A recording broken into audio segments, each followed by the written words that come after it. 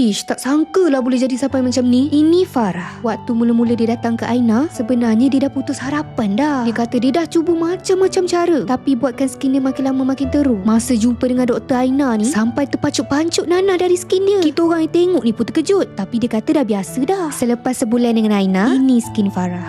Kalau tengok ni jerawat Nana dah tak ada. Yang ini pula skin dia selepas 2 bulan. Sikit je lagi. Kalau awak tengok ni mesti terkejut. Yang ni skin dia selepas 3 bulan. Tengok dah makin cantik dah. Farah ni memang hidup dia bertemankan air mata. Yelah, kalau dengan skin macam tu mana tak menangis. Tapi sekarang bukan main happy lagi bila tengok dia. Siap dah pada posing dah depan kamera. Itu awak tengok yang dulu. Cuba tengok skin yang sekarang ni pula. Bukan setakat dia je nangis. Dengan Syafiqah Aina sekali menangis. Yelah, setiap testimoni Aina ni ada kisah perit dalam hidup dia. Kejap. Kita tak belanja lagi skin dia nampak depan-depan kan? Meh kita belanja yang rapat sikit. Ready? 1, 2, 3.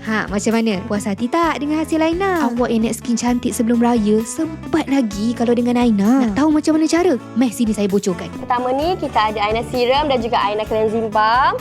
Dan yang kedua ni pula kita ada Aina Cleanser dan juga Aina Cleansing Balm. Cuba Jin gores. Ya, gores. Ada tengok ada lock tak? Bila gores dia akan keluar QR lah. So bila ada QR tu kita kena ambil phone, lepas tu scan. Bismillahirrahmanirrahim. Boleh tekan spin Bismillah. Dapat apa ni?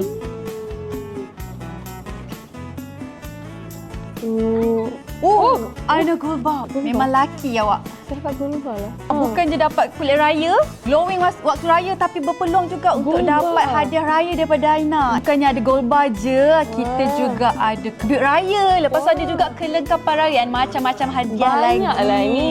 Jadi sambil kita cantikkan diri, sambil boleh menang hadiah raya daripada Aina. Macam mana nak dapatkan raya premium kit ni? Awak boleh dapatkan dengan HQ ataupun ejen dan stokis Aina seluruh Malaysia. Okey, jangan lupa dapatkan, okey?